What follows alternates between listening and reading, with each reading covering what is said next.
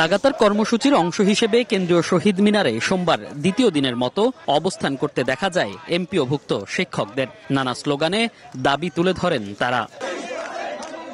মূল বেতনের 20% বাড়ি ভাড়া ভাতা বৃদ্ধি, চিকিৎসা ভাতা 1500 টাকা করার দাবি জানান শিক্ষকরা।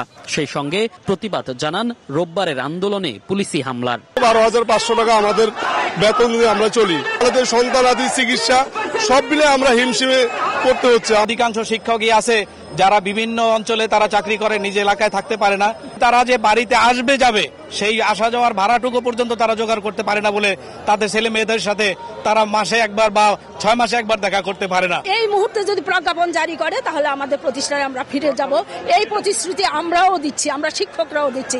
বিভিন্ন সময় আশ্বাস দেয়া হলেও দাবি মানা হয়নি অভিযোগ করে আন্দোলনরত শিক্ষকরা বলেন এবার প্রজ্ঞাপন ছাড়া ক্লাসে ফিরবেন না। তারা হুঁশিয়ারি দেন সচিবালয় বা যমুনা অভিমুখে কর্মসূচিরও। পুলিশ লাঠিপেটা করছে, আমরা এর কারণে সরকারের কাছ থেকে যা দেখতেছি বিগত স্বৈরা শাসনের মতো এখনো সে স্বৈরা শাসন চালিয়ে যাচ্ছে, সেই তার পেটোয়া বাহিনী দিয়ে। প্রজ্ঞাপন না হওয়া পর্যন্ত আমরা আমাদের ক্লাস বর্জন করব। যতক্ষণ প্রজ্ঞাপন জারি না হবে আমরা এখানে যদি 1 মাসও থাকতে হই আমরা শহীদ মিনার আমরা এখানে থাকবো।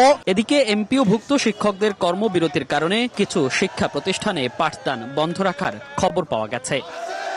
মনির হোসাইন, সময় সংবাদ, ঢাকা।